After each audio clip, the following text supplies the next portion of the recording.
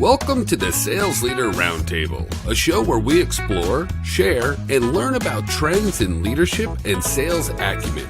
A place that provides our audience valuable insights, advice, and best practices from trusted members of the sales leadership community. Now, let's welcome KENDLEY Davenport and Jim DIEBOLD to this episode of the Sales Leader Roundtable. Hey, Jim, here we go again for our April roundtable discussion. I'm so excited for today's broadcast. Me too, Kenley. Looking forward to it.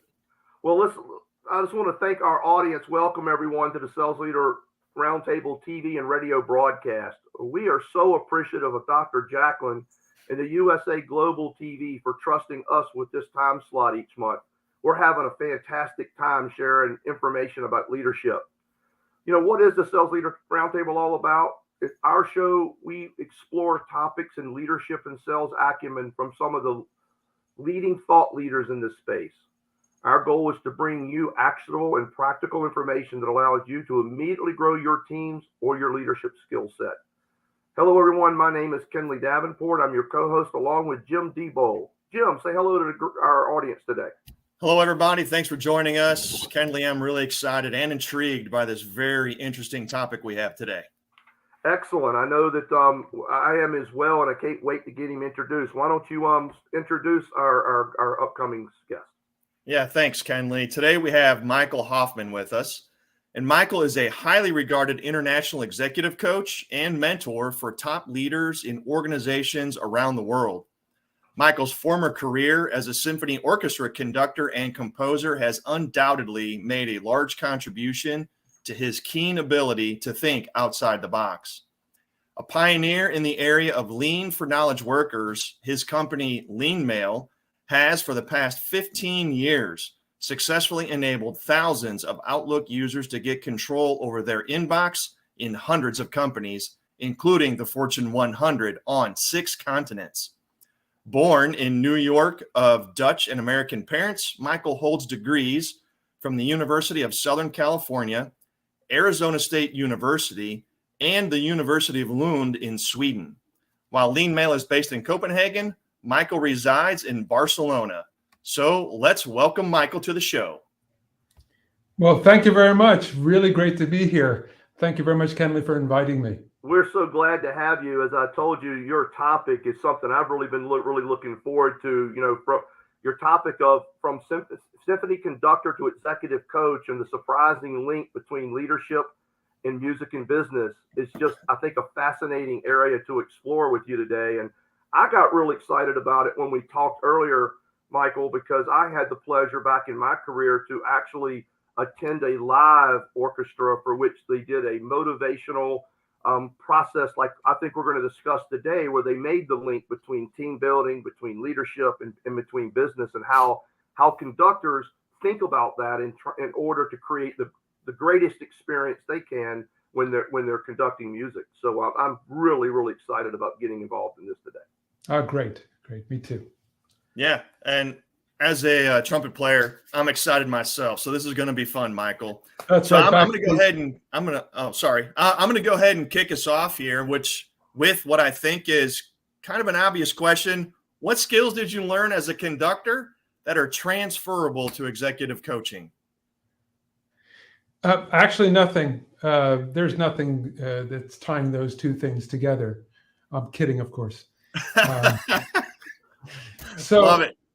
I guess the most obvious one would be listening, right? Because as a conductor, you're listening so intently all the time. You're actively listening to everything that's going around you, and there's so much happening. Remember, you can have between 40 and 120, even more musicians, and you have to listen to everything and adjust things in real time. So that makes you a professional listener. So as a coach, obviously, I need those types of skills in a little bit of a different way. But at the same time, I could say that each individual that I coach has their own sound, differently from, let's say, a trumpet or an oboe or something like that. But they have a certain way of communicating, and I learn about their sound, and I know what is going to be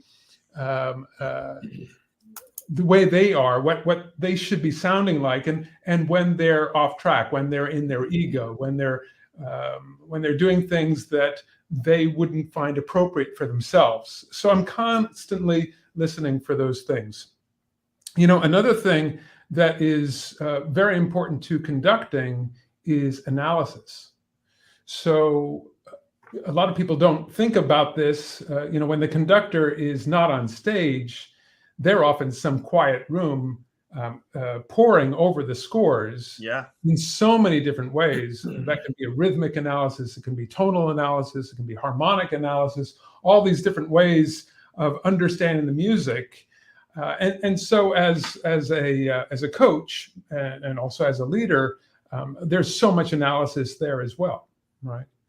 So I would say those two things. Also, anticipation is really important. As a conductor, you know the score, you know where the music is going to go. There are no surprises in that way, but still you're anticipating where the music is going to go, and you have to show this to the orchestra. You have to show it before it happens to the orchestra. You have to cue them in a certain way that says piano, or cue them in a certain way that says leggero. And the same thing when I'm listening to a leader, I'm listening for the subtleties in their language, their vocabulary, in order to know when I should say something, when I should pose a facilitative question, when I should help them out and bring new things, hopefully helping them see new things about themselves. Jim, I'm blown away by his 3 words. I mean, something that I think we talk about at Sales Leader Roundtable when we're talking about other leaders, Michael, sales leaders specifically, listening, analysis, and participation. I just love the way we sometimes use other words for it, but gosh, that's just dead on, isn't it, Jim? 100%. I got to tell you, if this was a 3.5-minute show, I would already feel like we got everything out of it that we needed. Because truthfully, it's late here in Barcelona, so I got to get going, guys. But that was really insightful. And again, being a musician myself, at least from background, that was an awesome analogy between correlating the skills as a composer and conductor to being an executive coach. I thought that was awesome. So then I think the natural follow-up to that is, please provide an example to us of a time when you use that conducting experience to help a client. Oh, well, I mean, there are so many. Favorite. One of the things, since you're a trumpet player, I'm just thinking, because as you know, I started out as a trumpet player. I played trumpet for 20 years.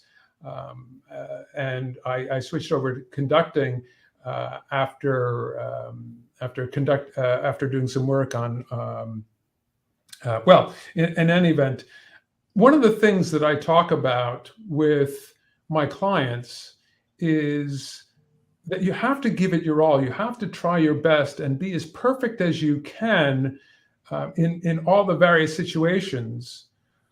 But the moment that you err, the moment you make a small mistake, you have to give it up. And I think about the times when I was a trumpet player, and trumpet is a kind of difficult instrument in that it's quite easy to make a mistake, or what we call a splee. Yeah. And so sometimes you'll be coming in, it can happen quite often as a symphony orchestra trumpet player, you wait around a long time and your chops get cold. And your lips, we call them chops. And so you might have to come in on a very high note. And I remember I was playing I think it was the Chopin piano concerto, and the trumpet comes in the second movement very high and very quietly. And, of course you practice a lot to make this happen, but then you miss the note. Yeah. And the worst thing that you can do is think about it. Yeah. So it's about doing all the preparation you possibly can, but then if you blow it, you got to keep moving.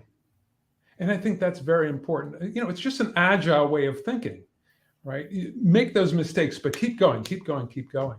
So that's one way that I think I can use my experience for that. But another thing that I often say to my clients is practice like you perform and perform like you practice. And what that means is whatever situation you're in, it's a performance.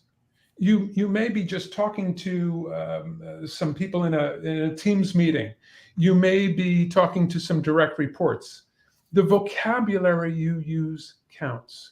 Don't wait for some big event to all of a sudden be professional. You must be a professional every moment you're live.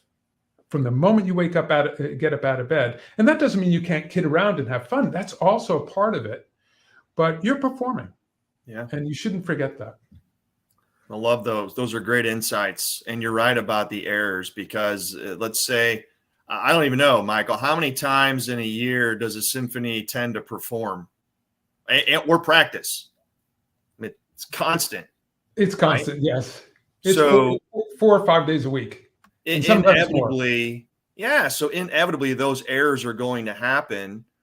And just like errors are going to happen in business, and you just take it in stride, learn from the error, move forward. And like you said, just keep moving forward. So I love that analogy as well. Yeah.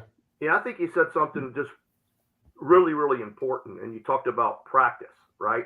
And you used the example of how a symphony practices a whole lot before that performance.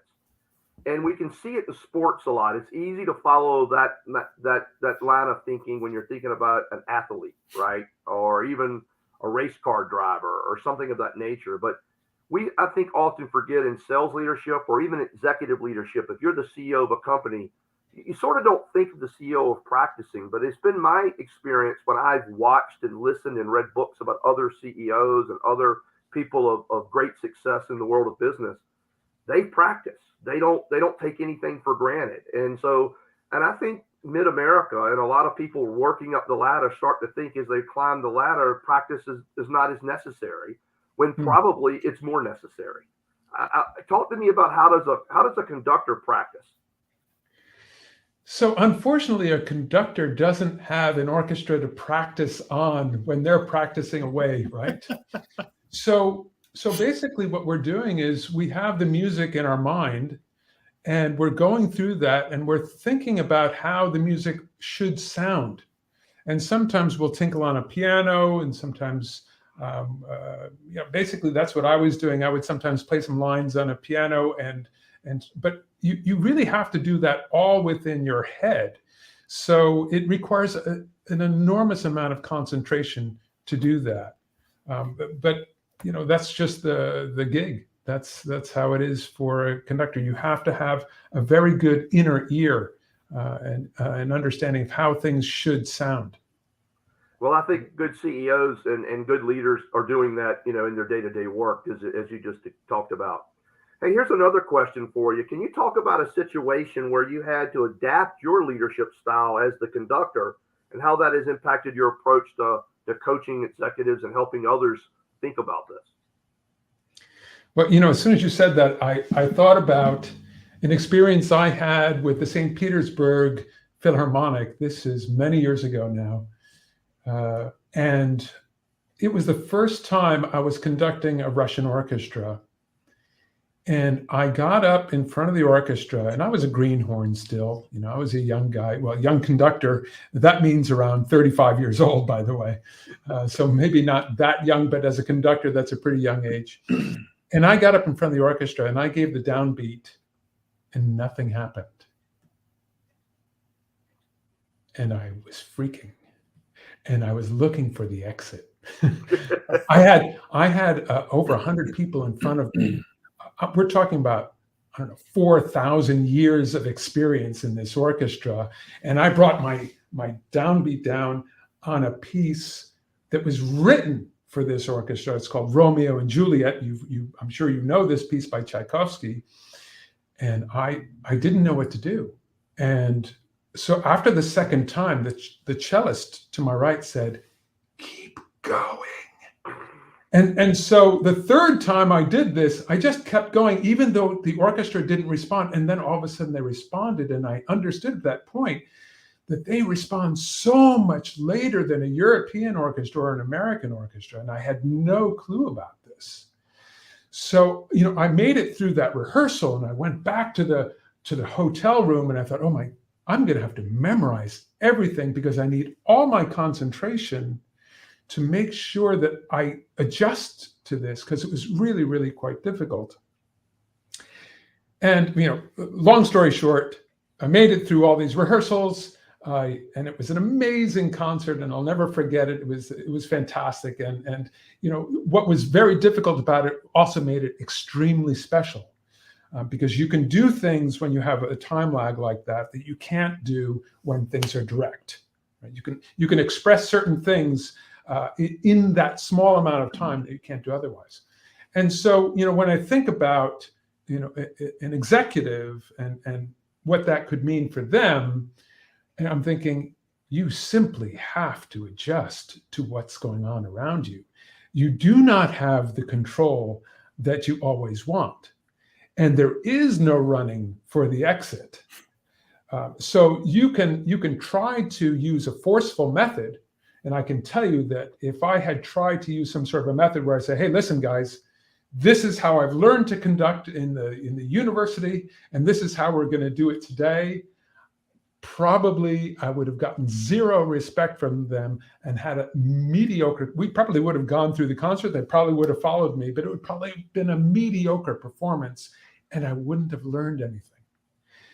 But by doing it their way, I had to study up, I had to do everything in my powers to make that happen and make it work. And I learned so much, and it was a fantastic concert. And I think that's what it's all about, is being able to adjust immediately. Again, it's a very agile way of thinking, agile way of working. That's amazing to me, because I often in my practice, as you know, I do leadership capacity building for companies, and I have to remind young leaders, particularly, and even sometimes executive leaders, that your team doesn't adjust to you, you adjust to the team. And I think that's what I heard you just mention in your own way about being agile and being listening, and to get the most out of them, the most out of that orchestra, you have to adapt your style to theirs. It's not the other way around. The Reiners and the Toscaninis, they're gone, right? There is no a big chief who's going to say, this is how we do things anymore. No, it's a collaboration. And we need the servant leader types, right?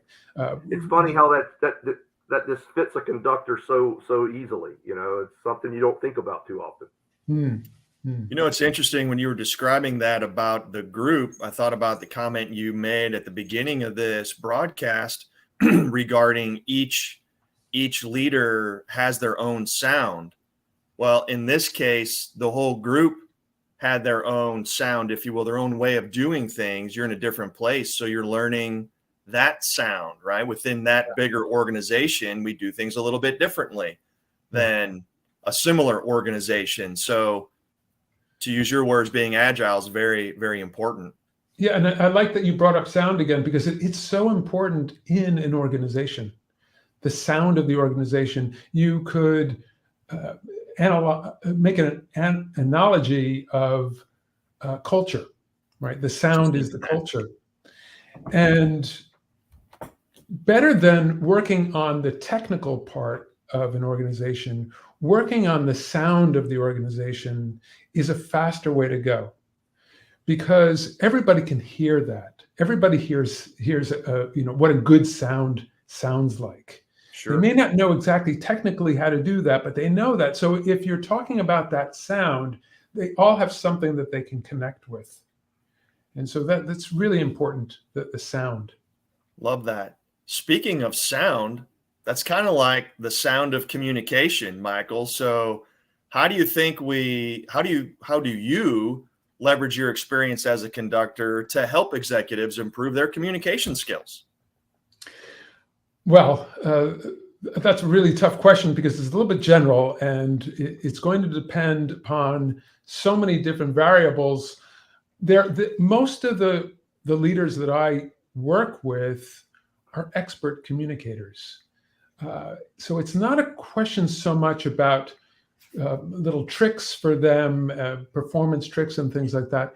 It's more about helping them be more of themselves in the same way that an actor who is acting on stage, it's not, we can always tell when somebody's acting, right? Sure. They lose their authenticity.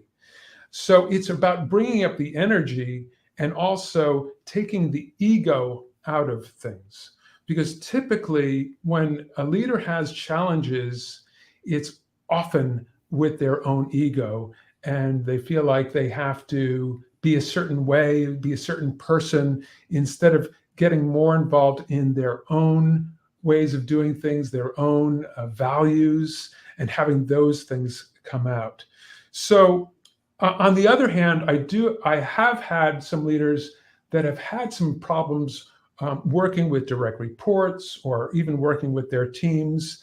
And sometimes I will talk about transactional analysis, which is a way of understanding how we work, how we work with the different roles that we have within ourselves. We talk about different ego states, such as the parent, the adult, and the child. And if we can see how we're relating to people in these different roles, then we have a way of also understanding the way people are interpreting what we're saying to them. So there are lots of different tools and that I can use to help the various leaders understand how to communicate better. So that makes sense, Michael. As I think about what you shared right there, and I'm envisioning a symphony at the moment, and the conductor being the president or CEO, and then the strings, I don't know, maybe they're operations, and percussion is marketing, and the brass is sales, which of course brass is the best, right? Because, you're a trumpet player. There you go. So I will say there's something very special about an orchestra in terms of everybody understanding very well their roles and also their responsibilities. Yeah. And this was something that I had to adjust to in quite a big way when I started working with companies, because I didn't feel that people understood how important it was for them to take care of their own responsibilities in the way an orchestra does. I had certain expectations that weren't met in the corporate world that we had in the orchestra world. Even in a medium, let's say a B or a C orchestra, everybody understood that they had to practice their parts. They had to show up on time. They had to be, as good as they possibly could be. And it just gelled most of the time. Whereas in corporations, not so much. Right. That was actually surprising for me. And it took me some time to understand and to kind of let go of that, honestly. The level is a little bit different. That's a really cool point. Sorry, Kelly, I'm going to say one other thing. So in thinking about the importance of all of the instrument types gelling, if the brass wants to get crazy, they can drown out the strings, and then you don't have a cohesive, awesome sounding piece. Similarly, if our silos within an organization operate as silos, we don't have a cohesive, organized organization. Yeah, there's a famous line, I'm trying to think who it was that said it. I think it was Beecham, and he would say, "Don't look at the trombones, right? That'll only encourage them." So even though you needed to cue the trombones at a certain passage, you just kind of look at them with an eyebrow instead of giving them, a hand gesture. And I guess it's the same way in an organization where, there are certain parts of the organizations that just run really well. They don't necessarily need a lot of attention and focus.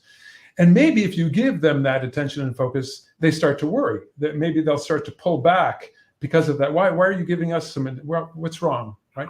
And the truth is, there's something called FOD. I don't know if everybody knows what FOD is, but feet on desk, right? So when you're in your lounge chair and you get your feet on your desk, that's really what the intent is of a leader. right? So that everybody is running themselves. And very true to a conductor as well. A conductor is not there to instruct the orchestra. The conductor is there to be in front of the music. Yep. To lead that way, not to tell people what to do. Yep. And even when they do tell people what to do, it's in a very different way than instruction. Right. Sometimes I will say sometimes they do instruct. Sometimes they'll talk about bowings, and sometimes they'll say, "I want this type of an attack." So the analogy doesn't go all the way, but still there is a lot of that. There is an expectation from the conductor that you all know your parts. It's not a question of that. And that's where we need to be in our organizations as well. We need to let the individuals come up to that level instead of going in and fixing all the time. Right. And if they're not reaching that level, maybe they have to find their future somewhere else. But it shouldn't be, hey, you need to do this, all this kind of pounding on people. That's just not going to work. Right on. It's funny how you talked about when you made the transition that orchestras come with this sort of preconceived set of everyone understands their roles at a higher level than in corporate America. I know Jim can probably back me up on this. This is why we oftentimes see companies aren't doing so well, has to do with people don't have a clear understanding of their role. And so that ambiguity, that lack of clarity in every role in the organization creates chaos or creates ambiguity, and then people fill in the gaps. And so they start making decisions that aren't aligned with where the music's going, right? Exactly. In your vernacular. So I think that's a really interesting point. I agree. I just wanted to say one thing, Kenley, and that was this is not an American phenomena. This is around the world phenomena of this, I guess, a certain lack of accountability that some cultures, and not all, but it's the accountability in an orchestra is obscene. And probably because they're constantly performing, they're constantly under the spotlight. And I don't mean just the audience, I mean around their peers, right? Because orchestra musicians are not playing for the audience, right? They know that their peers are listening in. They know all of that. So it's a very interesting phenomena how although in the end, it is for the audience, and that's where the bottom line is. The audience, what percentage of the audience knows if they make a small error, right? And I'm talking about like a subtle thing, not even a missed note, but if they didn't play loud enough in this section, or they were a little bit off tune here, most audience members are completely oblivious to that, and that's fine, right? But their peers, their colleagues, they know like this. Well, that's an interesting segue, Michael. You talk about you as a conductor, you sort of know, you can hear if you're doing a good job. Help us understand, how do you know you're doing a good job coaching someone, coaching your clients, or really for anybody in a leadership role trying to coach other people? What's your take on how this music and business link comes together? So if I'm talking about my clients, part of this is the immediacy of coaching. When you're in a dialogue with a client, you're constantly listening in, and you're also seeing in their eyes. And there's a famous conductor, Ben Zander, who talks about this as well in a masterclass, and he knows when the orchestra is in tune with him because he can see the glimmer in their eye. And I would say it's the same thing. I know that when I'm asking the right facilitative question at the right time, I can immediately see my client go, oh, and they're off. And they're thinking about all the different things that they're going to change from that epiphany, that very special moment when it just snaps for them and they realize, now I get it. And so that's when I know I'm doing a good job. It's when I see that in their eye, and I also hear the, oh. Love that. That is really cool. So you just mentioned that glimmer in the eye to see the conductor to the symphony and you to a client. And there's been a few other cool similarities that have been mentioned. But what else between coaching and conducting is similar that you might like to shed some light on?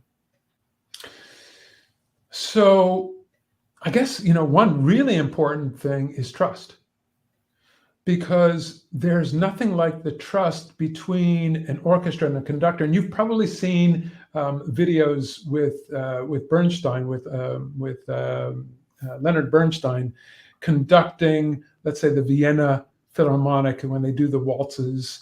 And there's a famous video of him just standing there and just using head gestures and eyebrow gestures and all of this. And I think probably the audience thinks he's kind of reacting in some way to the music, but he's actually leading it with that. And he can do that because they trust him. Now, if I were to get up in front of the Wiener Philharmonic, they'd probably, laugh at me if I started doing those things, because the intensity that Bernstein had was just enormous, and they trusted him. So building trust is one of the most important things, if not the most important things, that you can have with your client. Another thing that when I think about the relationship between the client and the coach is attention to detail. I have to be so on top of things. And I think my wife sometimes thinks I'm a little bit boring because, I won't party too late at night, and I'll eat certain things, and I'm constantly, in good shape and doing all those things because I need to be focused.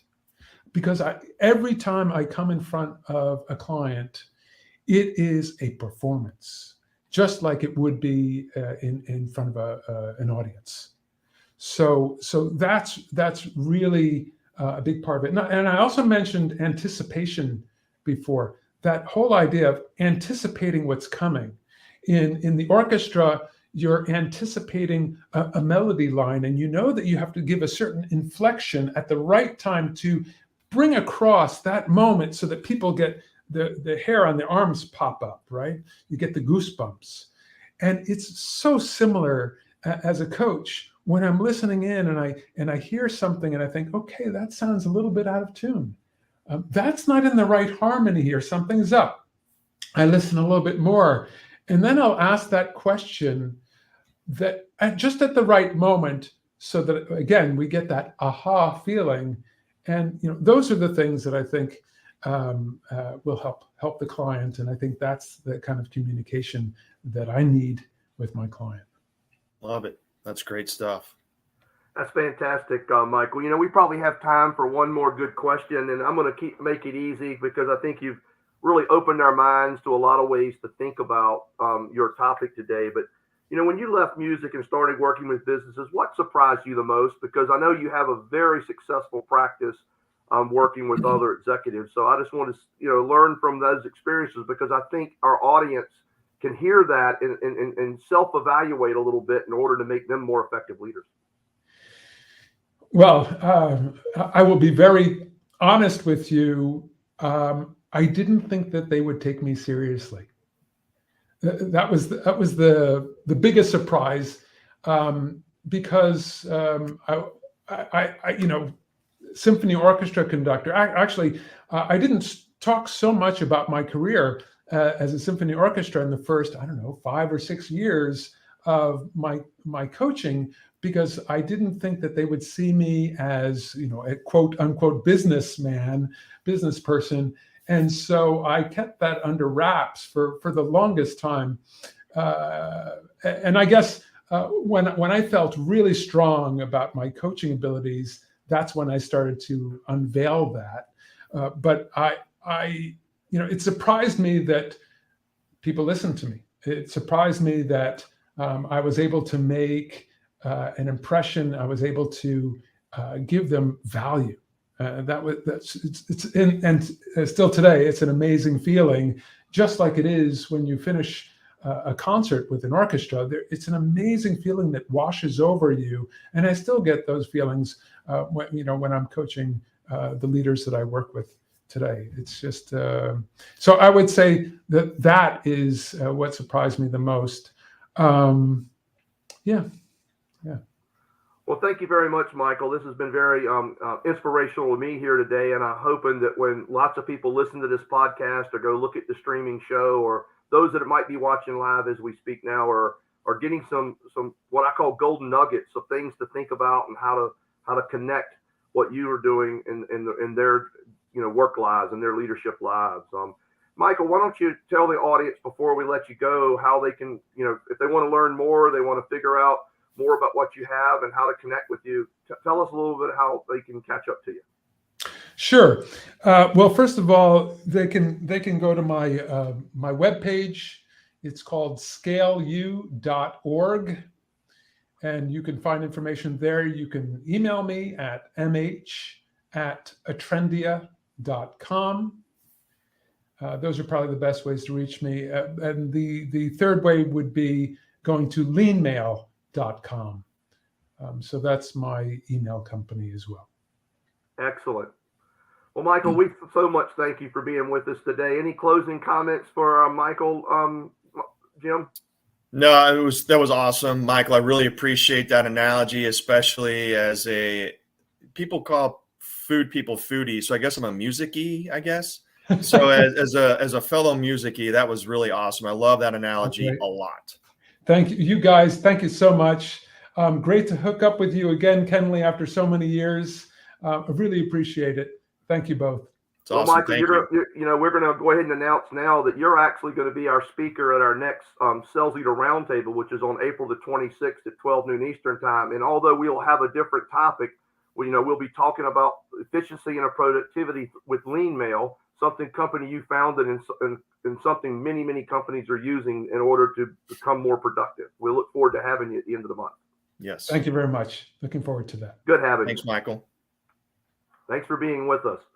Jim, we're getting ready to wrap up and close out another show. We just mentioned our next Sales Leader Roundtable cohort on the 26th, but next month we have another special treat on the first Monday at 4:00. We have another guest, and his name is Brian Miller, and he's a sales enablement specialist and one of the leading thought leaders in that space, and runs a company that really competes with Google and Facebook. The only one that really competes with Google and Facebook in the sales enablement area. So it's going to be an exciting conversation, and we'll be promoting it on both our LinkedIn pages as the month as it draws near the first week of May. Yeah, the content each and every month, KENDLEY, has been amazing. It's been so spectacular to be part of this. So I just look forward to the continued advancement of our knowledge and skills.